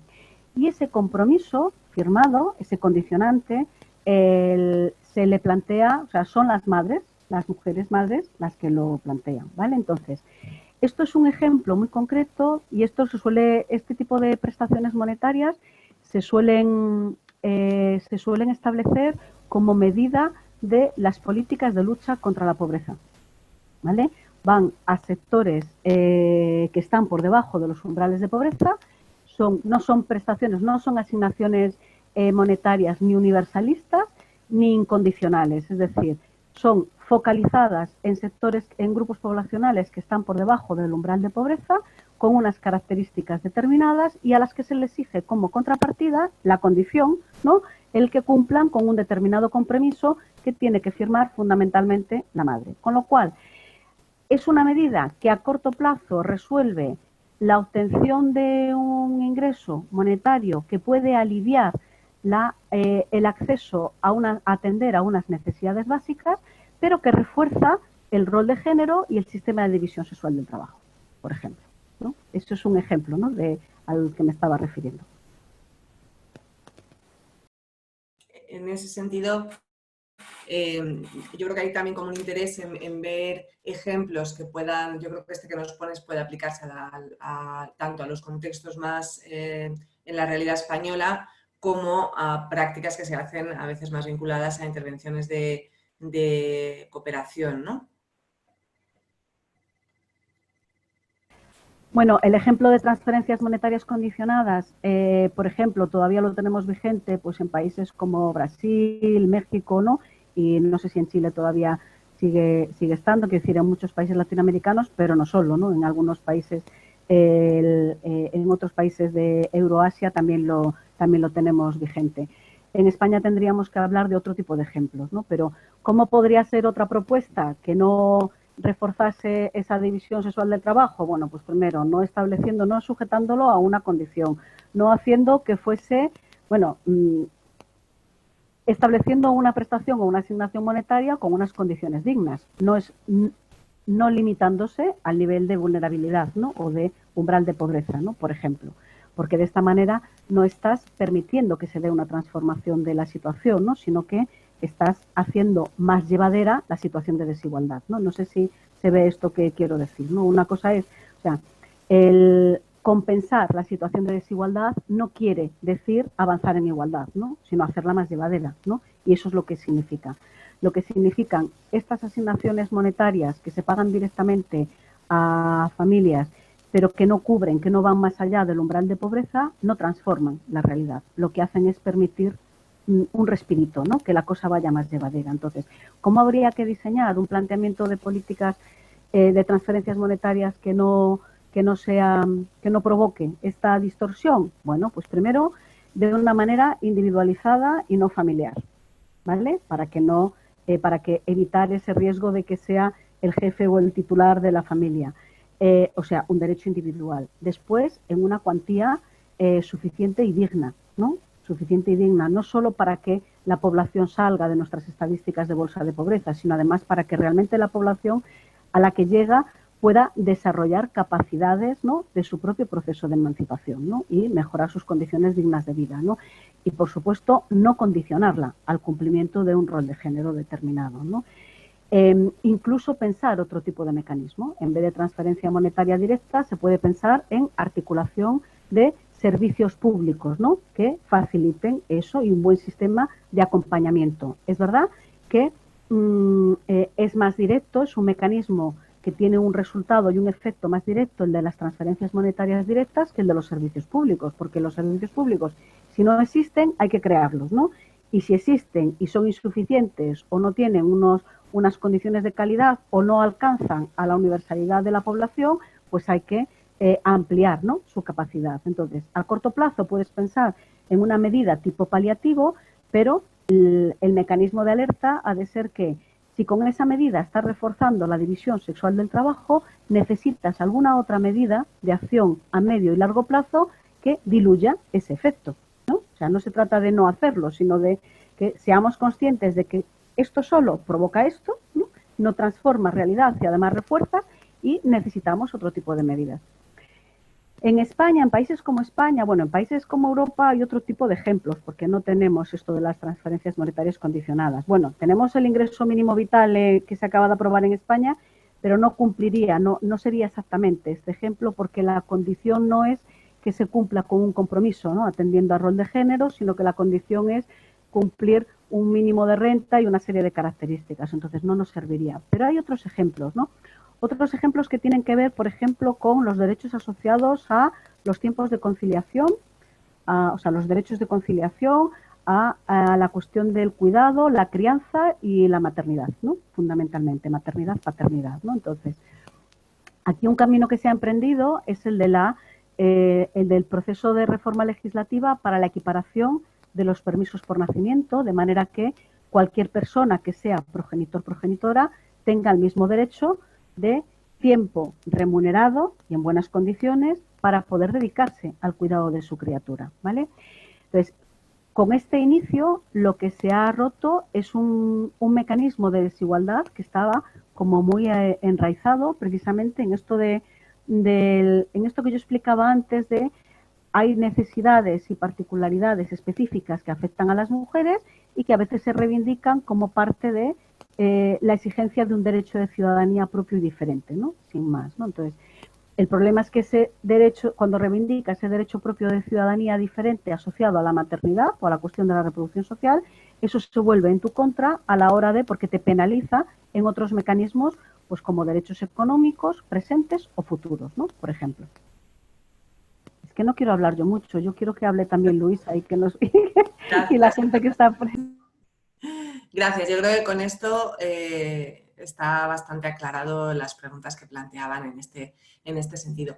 Hay algunas preguntas en relación con el índice y uno se refiere a por qué no incluye el índice indicadores de carácter cultural, ¿no? Como siendo lo cultural un pilar del desarrollo sostenible y un derecho humano, ¿por qué no se incluyen ratios de equipamientos culturales por habitante y proximidad geográfica, por ejemplo, ¿no? Y luego hace una alusión también al turismo, ¿no? Siendo el turismo motor de desarrollo y al mismo tiempo un factor de sostenibilidad, ¿por qué no son suficientes los indicadores de turismo de los ODS 8 y 9?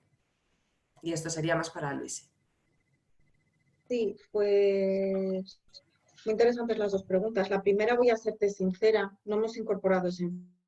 Realmente me parece muy interesante, pero es verdad que es un enfoque que hemos tomado como punto de partida no sé si son 5 o 6 enfoques que comenté inicialmente, y es verdad que esta es una carencia clara del índice y que además tomo nota porque la idea es empezar a trabajar ahora en la siguiente edición del índice, y también el que hagamos este tipo de cosas, el trabajo que estamos haciendo con Carmen. Estos seminarios también nos sirven de contraste de la herramienta para identificar también carencias, ¿no? Los índices llevan unos años de rodaje al principio hasta que se convierten en herramientas que están realmente bien construidas. Entonces, me apunto esto. Si quieres, yo puedo dejar por aquí por el chat mi correo electrónico, porque si me puedes enviar la referencia, pues así también tengo en cuenta lo que nos.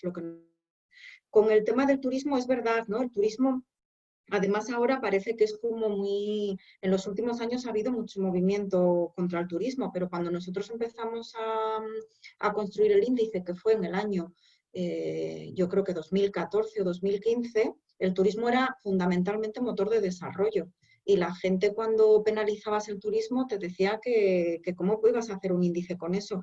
Nosotros en la primera edición habíamos incorporado un indicador. El problema es que no medía bien lo que queríamos que midiese. Pasa también con muchos indicadores de género. Hay indicadores que así formulados parece que miden cosas interesantes y sin duda lo hacen, pero el problema aquí es que cuando los pones a funcionar para un grupo tan amplio de países, no miden bien para todos los países.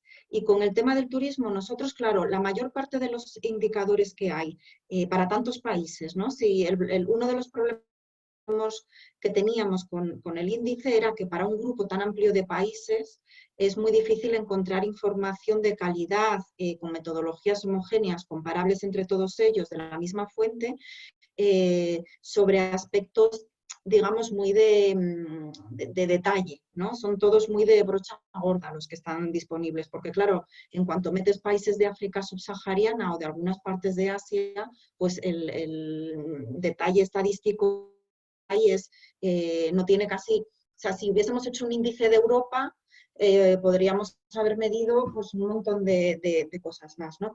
Con el turismo construimos uno, si me acuerdo era un indicador que medía el porcentaje de llegadas de personas de turistas que llegan a un país en relación con la población de ese país.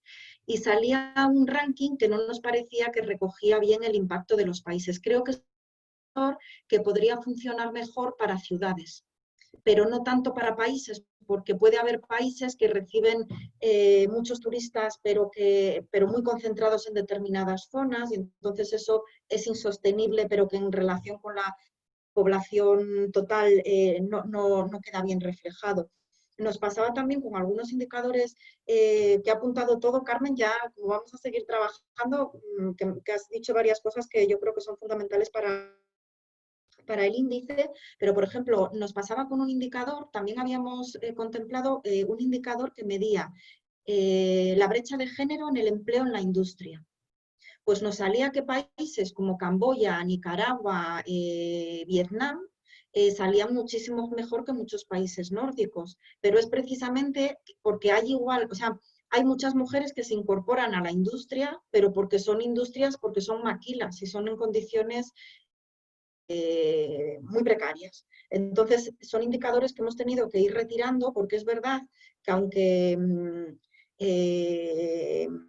pueden ser interesantes para algunos países, pero hay para otros para los que no funcionan y como los necesitamos para todos, pues hemos tenido que desecharlos, ¿no?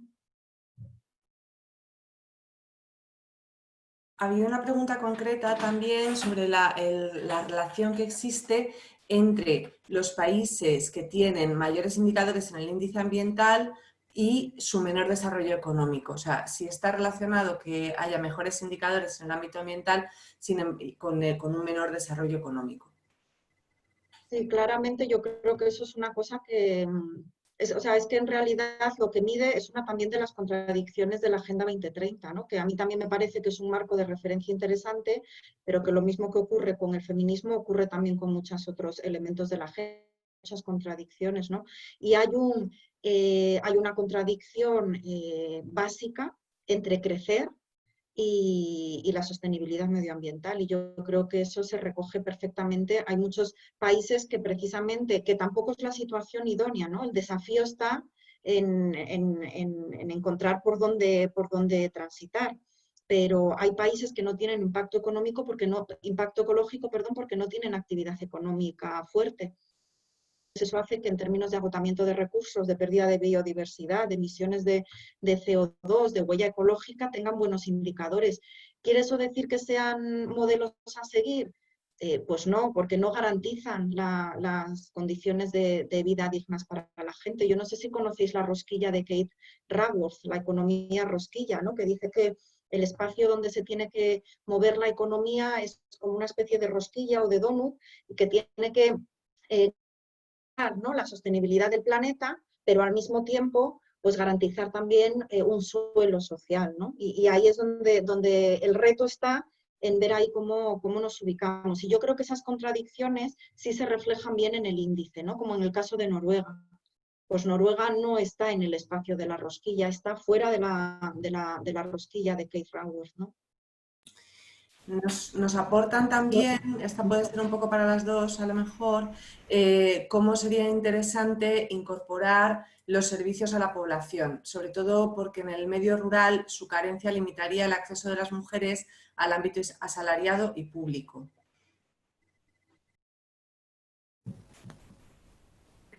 Sí, bueno, yo contesto así en general y luego quizá de las dificultades o de si lo han incorporado o no en la última edición del indicador, María Luisa probablemente podrá decir algo más relevante. El tema de los servicios públicos es fundamental, no solo, o sea, por la conexión de territorios, como dice quien pregunta, ¿no? Con respecto a las zonas rurales, pero también porque nos coloca en otra situación con respecto a qué es lo que posibilita, ¿no? A las personas. Y es que podemos construir condiciones de igualdad de oportunidades si existe una buena red de servicios públicos, ¿no? Si el criterio es el pago directo a las personas, no garantizas ningún tipo de igualdad de oportunidades, solamente un instrumento monetario de acceso a un nivel de consumo determinado que obviamente en ocasiones muy básicas puede suponer la diferencia entre sobrevivir o no, ¿no? Es decir, no digo que no sea importante, ¿no? Pero la importancia de los servicios públicos es no solo para crear un nuevo mapa de derechos sociales, sino para extender como ese suelo de igualdad de oportunidades, ¿no? Pues a través de esa red de servicios públicos, ¿no? Estoy completamente de acuerdo. No sé, Luisa, si lo habéis incorporado, si habéis valorado alguna variable sobre... Estuvimos valorando distintas variables en el componente productivo de acceso a infraestructuras básicas y finalmente porque En el índice ha habido, bueno, un proceso de, hemos ido como filtrando, ¿no? Y los indicadores, hemos partido de una base de datos, yo creo que tenía 200 indicadores o así, y luego pues ha habido indicadores pues, que se han ido cayendo porque no medían bien lo que tenían que medir, hay otros para los que no había datos, etcétera. Y hay otros indicadores también que han caído por correlación, porque hay otras variables que recogen el mismo fenómeno. En el caso de, no sé si ha sido exactamente este, consideramos varias variables y al final la que ha quedado en el índice final, entre esas variables finales, es la del acceso a agua. Creo que es, sí, la mejora Agua del potable y suministro de saneamiento. agua, esa sí que está específicamente. Por ejemplo, la otra de infraestructuras de saneamiento está solo para el sector rural, Ujú, específico, perdón, para ujú. el sector urbano, no para el rural. Claro, pero fíjate que yo esa variable, la del acceso a agua y condiciones de saneamiento higiénico básico, no lo contemplaría tanto como una cuestión de servicios públicos, que obviamente lo material sí, sino como una variable de derechos humanos, porque acuérdate que lo del, ¿no?, el acceso al Sí. agua, ¿no?, precisamente forma parte de los derechos básicos y de los derechos humanos fundamentales. Sí, sí, sí, es verdad que esa la tenéis recogida. Ujú. Vale, pues sí, más cositas. Mira, nos comentan también, bueno, agradecen tu revisión feminista de la agenda que has hecho en tu intervención, y la pregunta en relación con esto es si la cooperación española está siendo demasiado conservadora y si es necesario dar un impulso a la perspectiva feminista de nuestra política de cooperación. Bueno, pues siendo que yo no trabajo directamente en el ámbito de la cooperación, ¿vale?, española, quiero decir, dicho sea eso, que me coloco desde fuera, ¿vale? Yo diría que hay un trabajo y un informe muy interesante que hizo la profesora Julia Espinosa, incluso otro conjunto junto con Begoña Gallardo, en donde ellas que analizan exactamente, ¿no?, cuál es la estrategia de la cooperación española y cómo de creíble y es el compromiso con la igualdad y la perspectiva feminista. Y ellas llegan a la conclusión de que se ha ido produciendo una evaporación del compromiso con la igualdad. Es decir, que aparentemente se hacen cosas y que hay entidades, ¿no?, que están trabajando muy bien, ¿no? Efectivamente, esto no quita, ya sabéis, el problema de los promedios, ¿no? El problema de hablar en general y el problema de los promedios es que por arriba y por abajo pues parece que todo es lo mismo, ¿no? Bueno, que si bien hay algunos hechos y algunas iniciativas bien interesantes, coherentes, ¿no?, y bastante corresponsables con respecto al planteamiento al efecto multiplicador, ¿no?, que pueden provocar. En general, toda la estrategia de cooperación adolece de un cierto sesgo de género, además de todavía algo de visión colonialista, ¿no?, por decirlo de alguna manera. Pero insisto, lo comento desde fuera, porque yo no estoy trabajando específicamente en el ámbito de cooperación. Gracias. En relación con el índice, nos plantean también si existe alguna coordinación de la propuesta a nivel internacional y si se está teniendo en cuenta una revisión, bueno, de esto hemos hablado bastante, a partir de la Agenda 2030. Pues en cuanto a la coordinación internacional, sí que estamos intentando, es otro de los desafíos, ¿no?, el poder tejer alianzas relacionadas con el índice. Estamos trabajando con Concord, que es la red europea de organizaciones de desarrollo, también con Social Watch, que es una red de organizaciones internacionales que trabaja mucho en el marco también por lograr una implementación transformadora de la Agenda 2030. Precisamente cuando el índice empezó, cuando empezamos a trabajar en el índice, empezó antes de que surgiera la Agenda 2030 y luego fueron surgiendo se publicó la primera edición poco después de la publicación de la agenda. Y hay un artículo que creo que está disponible en la página web en la que hacemos un análisis del índice y de qué puede aportar a la Agenda 2030, ¿no?, y a la agenda. Y ahí yo creo que sobre todo una cuestión también de mirada, ¿no?, de cómo mirar a la Agenda 2030 y también de cómo hacer seguimiento de la Agenda 2030 desde una perspectiva crítica. Nosotros solemos decir que no hay una única Agenda 2030, hay muchas agendas 2030, ¿no? Hay desde una agenda que es pues, menos transformadora, casi podríamos llamarla neoliberal, hasta versiones de la Agenda 2030 pues, que sí tienen cierto potencial transformador. El índice, creemos, que incorpora más de los elementos transformadores que de los elementos neoliberales, ¿no? Y, por ejemplo, no hemos incluido indicadores que tengan que ver con crecimiento económico ni simplemente con representación productivos sobre el PIB de los países, porque nos parece que eso no necesariamente equivale a mejor desarrollo. Como decía antes Carmen, hemos metido derechos LGTBI, hemos metido derechos sobre el aborto también. Hay una serie de elementos que en la Agenda 2030 pues no se recogen.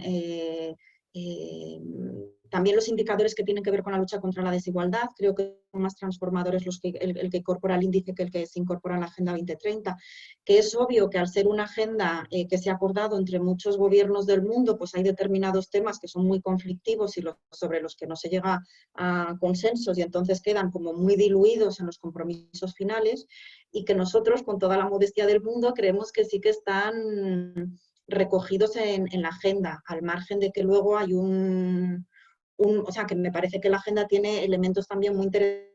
La batería de indicadores que propone, yo sí creo que, como comentó Carmen al principio, que la agenda sí va a ser un impulso para que se desarrollen estadísticas que necesitamos para medir cosas que no sean meramente económicas. Hay algunos Vamos, por añadir, perdón un momentito, Irene, por añadir a esto que estaba diciendo Luisa, porque estoy completamente de acuerdo, ¿no? Yo creo que es un marco que nos va a posibilitar hacer cosas, pero claro, siendo muy realistas, al fin y al cabo son los gobiernos y las instituciones oficiales quienes están detrás de la Agenda 2030, ¿no? Aunque haya procesos de rendición de cuentas y de participación ciudadana. Uno de los grandes valores añadidos que aporta este índice, el de coherencia de políticas de desarrollo sostenible, es que no son las instituciones públicas quienes lo estáis haciendo, ¿no? Esto es sociedad civil organizada, ¿no? Una coordinadora específico. Y esto aporta otro valor que tiene que ver con esa mirada crítica está más desapegada de los compromisos gubernamentales, ¿no? Que se tienen con respecto a los problemas que hay en la Agenda 2030, ¿no? Yo creo que tenéis más libertad de acción para hacer otras cosas y para aplicar una perspectiva crítica diferente a lo que están haciendo las instituciones. Por eso me parece tan potente. Tanto. Y vamos a por la tercera edición. ¡Qué fantástico! Bueno, la verdad es que hay bastantes aportes en el chat que me cuesta un poco transformar como en pregunta como tal, pero igual sí que son hilos para el diálogo, ¿no? ¿Hay algún aporte en relación con los indicadores y el empleo digno, ¿no? Desde la perspectiva del empleo digno, cómo se pueden pulir esos indicadores o Sí, matizar? de esos hay varios. No me acuerdo ahora cuál es la fuente, si es la OIT o es Naciones Unidas, o el Banco, perdón, o el Banco Mundial. No, yo creo que es el Banco Mundial, pero hay indicadores de empleo vulnerable en total y también creo que desagregado por género, creo que también estaba. Continúa también el hilo del diálogo sobre el acceso de las mujeres de bajos recursos y rurales a servicios públicos como la educación y se introduce el tema de la necesidad de herramientas digitales, ¿no? de la brecha digital en este sentido, ¿no? Y se introduce también como variable importante los servicios públicos de cuidados a personas dependientes en esta línea de igualdad. Sí, son cosas que, claro, aparecen recogidas, unas mejor que otras, es verdad, ¿no? O sea, no todo con el grado de detalle. Hay un indicador que sí que mide el tema de las prestaciones sociales, pero claro, entre eso y la dependencia, claro, que habrá un montón de cosas pues que por el tipo de información estadística que se recoge, pues no es como si haces un análisis específico de un determinado país, ¿no? Entonces, claro, no sé cuándo porque claro, nosotros tenemos acceso si te describen el tipo de información que recoge el indicador, pero muchas veces te presentan agregados, muchos valores que tú dentro tampoco sabes muy bien si está midiendo con el detalle que debería medir, ¿no? Pero bueno, sí se pretende recoger lo de las prestaciones sociales e incorporar todo lo que tiene que ver con dependencia. Hay otro comentario en relación con el indicador que has nombrado sobre la comunidad LGTBI, dada la heterogeneidad también del colectivo, ¿no?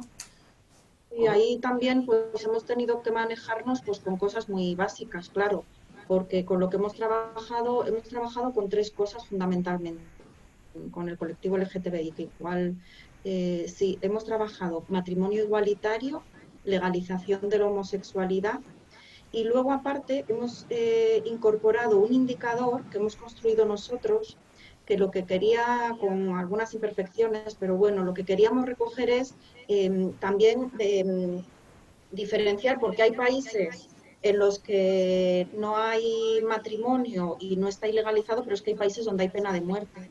Entonces queríamos penalizar también a los países en los que la situación era todavía más grave, ¿no? Entonces hemos hecho como un listado de tratados, de compromisos internacionales y hemos penalizado a algunos países que no cumplían como pues, los mínimos, ¿no? Cuando está penalizado con pena de muerte o con prisión o con este tipo de cosas. Esas son las, hemos tratado de construirlo como podemos, pues claro, también trazo muy gordo, ¿no? Pero tratando de distinguir, pues, legislación del aborto, hay una asociación que hacen ellos el trabajo y agrupan ya en categorías, ¿no? En función de cuánto se garantiza ese derecho. Y aquí nosotros hemos hecho pues un apaño construyéndolo nosotros. Creo que habéis utilizado como fuente los datos que ofrece ILGA, ¿no? La asociación, la plataforma internacional. Digo que hay datos, bueno, anecdóticos en el sentido por lo que representan, ¿no? Y es que hay países, entre los países que tienen explícitamente prohibida, ¿no?, las relaciones entre el mismo sexo, hay algunos países que mencionan la prohibición de la homosexualidad masculina. Es decir, lo que no están diciendo es que ni se imaginan que las mujeres podamos tener relaciones sexuales en ausencia de varones, ¿no? Es decir, hay cosas así para luego para los comentarios, ¿no? Para decir, o sea, vale. Interesante. Bueno, nos quedarían unos minutos para llegar a la hora. No sé si queréis incorporar alguna pregunta más o si las ponentes queréis hacer algún cierre, alguna reflexión final. Yo por mi parte no, simplemente dar las gracias a todos y a todas por estar aquí escuchándonos, también por todas las aportaciones que, como os digo, vamos a tener en cuenta. Creo que había por ahí, me había dicho una compañera, la presentación la subiremos a la web también para que la tengáis disponible y voy a poner ahora por el chat mi correo electrónico porque de verdad que, o sea, si conocéis aspectos que creáis que son interesantes, fuentes de información, nosotros les echaremos un ojo para la siguiente edición del índice.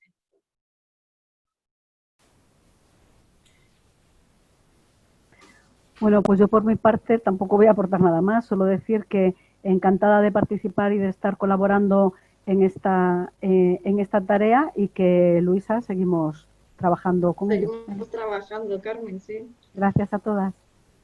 Bueno, pues muchísimas gracias. Yo creo que el debate ha sido muy interesante. Hay muchos aportes en el chat que estoy segura que nutrirán debates posteriores que vamos a seguir teniendo en foros donde vamos a poder abordar la coherencia de políticas. Tenemos ahora en la agenda de la coordinadora un nodo de incidencia política y social donde seguro que esto sale, un proceso de reformas del sistema donde nos dicen, ¿no? O se dice que se quiere transformar nuestro sistema de cooperación en moderno, feminista. Bueno, pues muchos de los comentarios que han salido aquí y de las apreciaciones y de las valoraciones que tenemos quienes estamos trabajando en estos temas, pues seguro que encuentran ahí un cauce también para intentar influir en estas políticas. Deciros que el ciclo de seminarios tiene una tercera cita, recordárosla, ¿no?, que será, a ver si no me equivoco yo, el 6 de octubre a las 4. Y ahí vamos a hablar de las propuestas de la sociedad civil para llevar la coherencia de políticas para el desarrollo sostenible a la acción gubernamental. yo creo que este seminario nos ha dejado muy empistadas para abordar el siguiente paso a la acción. Así que muchísimas gracias a todas y a todos y seguimos. Pues muchas gracias. Gracias. Hasta luego. Adiós.